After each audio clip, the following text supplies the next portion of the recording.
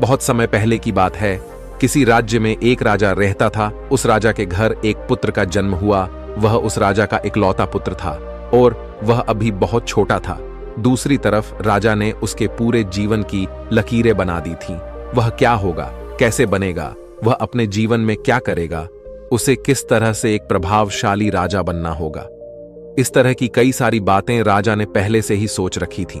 लेकिन वह राजा यह भूल चुका था कि हम में से हर एक व्यक्ति अलग रूप, रंग और अलग व्यवहार के साथ जन्म लेते हैं और वही हमारे जीवन की धारा होती है। हमें कुछ नया जानना अच्छा नहीं लगता। हम तो केवल इस भीड़ के साथ चलकर अपने आप को सर्वश्रेष्ठ समझते हैं। उस लड़के का भी एक व्यवहार था। उसे राज्य का राजा नहीं बनना था। उस लड़के का मन तो बहुत नाजुक था। वह जल्द ही करुणा से भर जाता था। हिंसा से उसे आनंद नहीं आता था। उसे तो चित्र बनाना और नृत्य करना अत्यधिक पसंद था। यही उसकी जीवन धारा थी। यदि वह उस पर चलता तो संपूर्णता को प्राप्त करता। लेकिन उसके पिता को यह सब बिल्कुल पसंद नहीं, जिस कारण वह राजा अपने बच्चे से नाराज रहने लगे। उसने हर वह जतन कर दिया जिससे उसका बच्चा सम्राट बनने के लिए आगे बढ़ सके, उसमें सम्राट के सर्वश्रेष्ठ गुण आ सके। लेकिन उस लड़के को कोई फर्क नहीं पड़ रहा था। ऐसे ही धीरे धीरे समय बीतता गया और समय के साथ साथ अब वह युवराज बड़ा होने लगा था।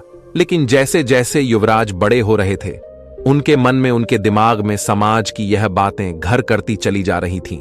अब वह बाहर के बारे में सोचने लगे थे, लेकिन अब भी उनका व्यवहार पहले जैसा ही था और यह बात उस राजा को बिल्कुल पसंद नहीं थी। और इसी वजह से वह राजा अपने पुत्र को ताने मारता, अब शब्द कहता। वह कभी कभी इतना क्रोधित हो जाता कि अपने पुत्र से कहता, तुम्हारे जैसा पुत्र होने से तो अच्छा था कि मेरा कोई पुत्र ही नहीं होता। क्या तुम जानते हो, जब लोग यह सुनते हैं कि तुम्हारा पुत्र नृत्य करना पसंद करता है, चित्र बनाना पसंद करता है, तो लोग मुझ पर कितना हंसते हैं, मुझ पर क्या बीती है। क्या तुम जानते हो वह मेरे बारे में कैसी कैसी बातें करते हैं, और यह सब तुम्हारी वजह से है। राजा के पुत्र को अपने पिता की यह बात लग गई। उसके बाद उसने निश्चय किया कि वह अपने पिता की बातों का पालन करेगा। वह अपने पिता की आज्ञा का पालन करेगा। उसके पिता जैसा उसे बनाना चाहते हैं, वह वैसा बनकर रहेगा। एक बार जब उसके पिता खुश हो जाएंगे तो वह वापस अपने साधारण जीवन को जीने लगेगा। उस दिन से ही युवराज ने बहुत प्रयास किए, निरंतर अभ्यास किया और आखिरकार वह एक ऐसा योद्धा बन गया जिसे हराना नामुमकिन था। उसने कई ऐसी लड़ाइयां लड़ी जिन्हें जीतना नामुमकिन था, लेकिन वह अपने पराक्रम के दम पर विजय हुआ। और जब भी वह विजय होकर वापस अपने महल लौटता तो उसे यही लगता कि अब तो उसके पिता उससे अत्यधिक प्रसन्न हो जाएंगे। लेकिन हर बार जब वह विजय होकर घर लौटता तो उसके पिता उसे केवल एक ही बात कहते, बेटा तुम्हें तो अभी और सीखना है, अभी तुम पूर्ण रूप से एक योद्धा नहीं बने हो। और इसी वजह से वह अपने पिता की नजरों में पूरा बनने के लिए दिन रात मेहनत करता, अपनी पूरी ताकत लगा देता। लेकिन ऐसा समय कभी नहीं आया जिससे राजा को अपने बेटे पर गर्व हो, और धीरे धीरे वह पुत्र अपने आप को भुला चुका था कि वह क्या है और वह क्या करना चाहता है। धीरे धीरे उसके अंदर की करुणा क्रूरता बन चुकी थी। दोस्तों, हमारे साथ भी हमारे जीवन में कुछ ऐसा ही होता है। लोगों की परवाह करते करते, जिम्मेदारियां निभाते निभाते हम अपने आप को ही भूल जाते हैं और एक ऐसी जिंदगी को अपना ले जो हमारी है ही नहीं। लेकिन सबसे खुशकिस्मत तो वह लोग होते हैं जो सही मायने में अपना जीवन जीते हैं। वह वही करते हैं जो वह करना चाहते हैं। एक दिन की बात है, वह युवराज अपने राज्य में भ्रमण कर रहा था कि तभी उसकी नजर एक युवती पर पड़ी, और वह युवती अत्यधिक सुंदर थी जिसके प्रति वह युवराज आकर्षित होते चले जा रहे थे। उस युवती को देखकर युवराज के मन में प्रेम उमड़ने लगा। उन्होंने उस युवती को अपने राजमहल बुलाया और उस युवती के सामने उन्होंने तरह तरह के हीरे जवाहरात के ढेर लगा दिए और फिर उस युवती से कहते हैं, मैं तुमसे प्रेम करता हूं और मैं तुमसे विवाह करना चाहता हूं। ये जो कुछ भी तुम देख रही हो, यह सब तुम्हारा है। बस मेरे विवाह के प्रस्ताव को स्वीकार कर लो। इस पर वह युवती क्रोधित होकर युवराज से कहती है, हे युवराज, मैं आपसे प्रेम नहीं करती। भला यह कंकड़ पत्थर लेकर मैं क्या करूंगी? यदि आप सच में मुझसे प्रेम करते हो तो मुझे आपकी सबसे प्रिय चीज चाहिए। क्या आप मुझे दे सकोगे? इस पर वह युवराज कहता है, सुंदरी, जो कुछ तुम चाहो वो मैं तुम्हें देने के लिए तैयार हूं। इस पर युवती कहती है, हे युवराज, मुझे आपका यह राजमहल, यह राजपाट, यह शानो शौकत नहीं चाहिए। मैं तो एक साधारण सी युवती हूं और मैं आपसे भी यही चाहती हूं। क्या आप मेरे साथ एक साधारण युवक बनकर जीवन व्यतीत कर पाएंगे? क्या मेरे साथ एक साधारण युवक बनकर चल सकेंगे? अपना यह राजपाट, यह शानो शौकत क्या आप छोड़ सकेंगे? उस युवती की यह बात सुनकर वह युवराज बहुत सोच में पड़ गया और उस युवराज को देखकर वह युवती हंस पड़ी और कहने लगी, हे युवराज, यह आपकी धन दौलत, यह आपका साम्राज्य हमारी जिंदगी में कुछ नहीं। धन दौलत, मान सम्मान, पद प्रतिष्ठा ही प्रेम की कसौटी बन जाता है। आपने तो देखा ही होगा, जिसके पास जितनी ज्यादा धन दौलत होती है, मान सम्मान होता है, पद प्रतिष्ठा होती है, लोग उसे ही अधिक प्रेम करते हैं, उसकी अधिक फिक्र करते हैं, हमेशा उसके साथ खड़े रहते हैं, उसका सम्मान करते हैं। लेकिन यह सब सच नहीं होता वास्तविक तौर पर। तो वे लोग उस धन दौलत के अधीन होते हैं, उस धन दौलत का सम्मान कर रहे होते हैं, उस राजपाट का, उस पद प्रतिष्ठा का, उस मान सम्मान का आदर कर रहे होते हैं। हम सब इनके पीछे भागते रहते हैं, फिर चाहे वह कोई गरीब हो या फिर कोई अमीर। लेकिन आखिरी सांस तक ना तो कोई गरीब से प्रेम करना चाहता है और ना ही उसकी कोई फिक्र करता है। लेकिन यदि आप किसी को धन दौलत, मान सम्मान, पद प्रतिष्ठा दिखाएंगे तो वह अवश्य ही आपकी झूठी तारीफ करेगा और वह आपका झूठा सम्मान भी करने के लिए तैयार रहेगा। वह आपसे केवल इसलिए जुड़ा रहेगा क्योंकि उसे वे सारी चीजें पसंद हैं, ना कि आप। उस युवती की यह सारी बातें सुनकर युवराज एक बार फिर से कुछ देर के लिए सोच विचार करने लगते हैं और कुछ देर बाद वह उस युवती से कहते हैं, मैं तुम्हारे साथ चलने के लिए तैयार हूं, जैसा तुम चाहती हो। मैं एक साधारण जीवन जीने के लिए तैयार हूं। बस मैं अपने माता पिता को इसकी सूचना देना चाहता हूं, अपने माता पिता से आज्ञा लेना चाहता हूं। जैसे ही सम्राट को यह पता चला कि युवराज यह राज्य छोड़कर जा रहे हैं और वह भी एक साधारण सी लड़की के लिए, उसने तुरंत ही अपने सैनिकों को आदेश दिया कि उस लड़की और युवराज को बंदी बनाकर राज दरबार में पेश किया जाए।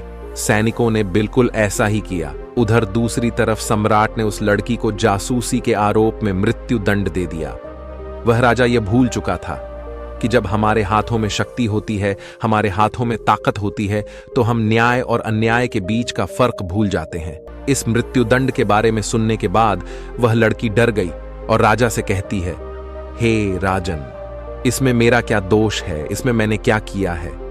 आपके ही पुत्र युवराज ने मुझे यहां पर आने का अनुग्रह किया था और मैं उनकी ही विनती पर यहां आई थी, इसलिए मुझे मृत्यु दंड देने का आपको कोई अधिकार नहीं है। उधर दूसरी तरफ युवराज भी अपने पिता को समझाने का हर मुमकिन प्रयास करते हैं, लेकिन उसके पिता मानने को तैयार नहीं थे। उसने अपने पिता से कहा, पिताजी, यदि आप इस लड़की को छोड़ देंगे तो आप जैसा कहेंगे मैं वैसा ही करूंगा। यह बात सुनकर वह सम्राट अत्यधिक प्रसन्न हुआ और उस सम्राट ने उस लड़की को जाने दिया। उसके बाद उस सम्राट ने अपने राजकुमार का विवाह राजकुमारी के साथ किया। वह राजकुमारी बहुत ही महत्वाकांक्षी थी। वह जल्द से जल्द इस राज्य की महारानी बनना चाहती थी और इसके लिए युवराज के पिता का मरना जरूरी था, अर्थात युवराज के पिता का मृत्यु को प्राप्त करना आवश्यक था। आगे वह राजकुमारी युवराज से कहती है कि अब आपके पिता बूढ़े हो चुके हैं, अब आपको ही इस राज्यभार को संभालना चाहिए। राजकुमारी की यह बात सुनकर युवराज भी राजकुमारी की बातों से सहमत हो जाता है। युवराज को तो यह पता ही नहीं था कि मन ही मन वह अपने पिता से नाराज है और मन ही मन वह अपने पिता के खिलाफ क्रोध को पाल रहा है। वह तुरंत ही अपने पिता के पास गया। उसने राजा से कहा, पिताजी, अब आप बूढ़े हो चुके हो और आपको अब आराम करना चाहिए। आप मुझे सम्राट घोषित कर दो, अब से मैं इस राज्यभार को संभालूं। इस पर वह सम्राट युवराज से कहता है, बेटा, तुम अभी इस काबिल नहीं हुए हो कि मैं तुम्हें यह पूरा राज्यभार सौंप दूं। तुम जिस दिन इसके काबिल हो जाओगे, मैं तुम्हें स्वयं ही इस राज्य का सम्राट घोषित कर दूंगा। ऐसे ही काफी समय बीत चुका था। धीरे धीरे उस राज्य में सब कुछ बदलता जा रहा था और इधर राजकुमार मन ही मन अपने पिता के खिलाफ षड्यंत्र कर रहा था। उसके मन में जो क्रोध पल रहा था वह अब एक चिंगारी से आग का रूप ले चुका था। उस समय पड़ोसी राज्य ने इस राज्य पर आक्रमण किया था और इसी युद्ध के दौरान वह राजकुमारी चाहती थी कि सम्राट मृत्यु को प्राप्त हो जाए। इस युद्ध के दौरान राजकुमारी ने कुछ ऐसा उपाय किया था कि जब सम्राट अकेले पड़ जाए तब पीछे से उस पर वार किया जाए। दूसरे ही दिन पड़ोसी राजा ने आक्रमण कर दिया। राजा बहादुर से दूसमन से लड़ रहा था, लेकिन युद्ध के दौरान ठीक इसका उल्टा हो गया। राजा की जगह पर वह युवराज दुश्मनों के बीच फंस गया था और जब सम्राट ने यह देखा तो वह अपने पुत्र को बचाने के लिए घोड़े पर सवार वह पुत्र की ओर आगे बढ़े। इस दौरान युवराज ने सोचा कि यही सबसे सही मौका है, मैं अपने पिता के पीछे से वार कर देता हूं और पूरा राज्य फिर मेरा होगा। जैसे ही युवराज यह सोच रहा था तभी पीछे से एक दुश्मन ने युवराज पर वार किया, लेकिन तभी सम्राट ने उस वार को अपनी छाती पर ले लिया। वह तलवार सम्राट के सीने को चीरती हुई आर पार हो गई और सम्राट जमीन पर गिर गया। यह देखकर युवराज के हाथों से तलवार छूट गई। उसने तुरंत ही अपने पिता को अपने हाथों से घोड़े पर उठाया और वहां से निकल गया। रास्ते में सम्राट ने अपने बेटे से कहा, बेटा अब तुम काबिल हो चुके हो और मैं तुम्हें इस राज्य का सम्राट घोषित करता हूं। जाओ और अपने राज्य को बचा लो। इस राज्य को तुम्हारी जरूरत है। तुम जैसे वीर योद्धा पर मुझे गर्व है। इतना कहकर वह सम्राट वीर गति को प्राप्त हो गया अपने पिता के मुख से। यह सारी बातें सुनकर राजकुमार बहुत दुखी हो गया। उसके मन में जो क्रोध था वह पूरी तरह से करुणा में बदल गया। तब उसे एहसास हुआ कि वह अपने पिता से प्रेम करता है, नफरत नहीं। उसे अपनी गलती पर पछतावा होने लगा और वह तुरंत ही वापस युद्ध भूमि पर लौटा और उसने काफी बहादुरी से युद्ध को लड़ा और अपने पिता की याद में उसने इस युद्ध को तो जीत लिया, लेकिन अपने आप से हार गया। युद्ध को जीतने बाद वापस महल लौटकर वह बहुत परेशान था, क्योंकि राजकुमारी ने जो राजा के खिलाफ षड्यंत्र रचा था, राजकुमार ने राजकुमारी को आजीवन कारावास का दंड दे दिया। राजकुमार बहुत दुखी था। वह स्वयं को भी सजा देना चाहता था। वह इस राज्य का सम्राट बनकर अब खुश नहीं था, ना ही उसके मन में कोई इच्छा रह गई थी। एक दिन वह अपने राज्य का भ्रमण कर रहा था कि तभी रास्ते में उसने एक व्यक्ति को देखा जो रास्ते में नाच रहा था, गा रहा था। यह देखकर युवराज उस व्यक्ति के पास गया और उस व्यक्ति से कहने लगा, आप कौन हैं और नाच क्यों रहे हो? इस पर वह व्यक्ति कहता है, मैं कौन हूं यही तो मैं जानना चाहता हूं। मुझे नहीं पता कि मैं कौन हूं। क्या मैं तुम्हें जानता हूं? तुम कौन हो? इस पर वह युवराज कहता है, मैं इस राज्य का सम्राट हूं।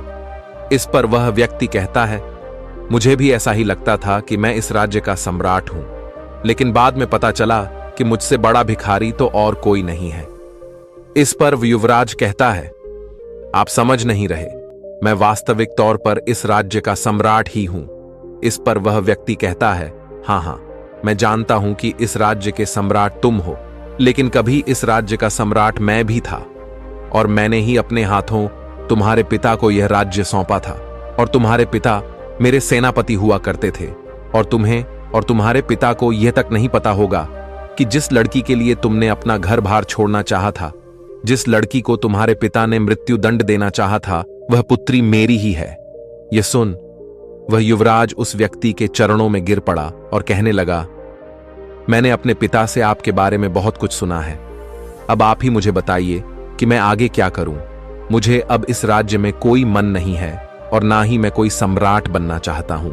इस पर वह व्यक्ति उस सम्राट के हाथों को पकड़ लेता है और उसे एक ऐसी जगह ले जाता है जहां पर एक विशाल वृक्ष था। उस वृक्ष की ओर इशारा करते हुए वह व्यक्ति सम्राट से कहता है, बेटा उस वृक्ष को देखो, इस वृक्ष की तरह सम्राट बनो। इस वृक्ष पर कई तरह के प्राणी वास करते हैं, लेकिन यह वृक्ष कभी उन्हें हटाता नहीं है, बल्कि उनका ख्याल रखता है, उनका ध्यान रखता, सबकी रक्षा करता है और सबको भोजन भी देता है।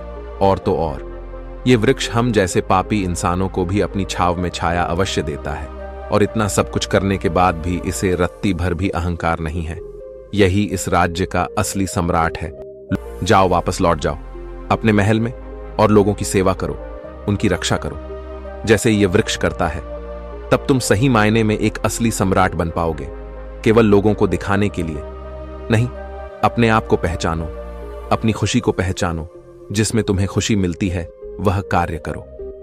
हम सब तो भटक चुके हैं और इस काल्पनिक दुनिया में यूं ही भटकते चले जा रहे हैं, जहां हर कोई हर किसी को बांधना चाहता है, अपने कब्जे में रखना चाहता है, अपने नीचे रखना चाहता है।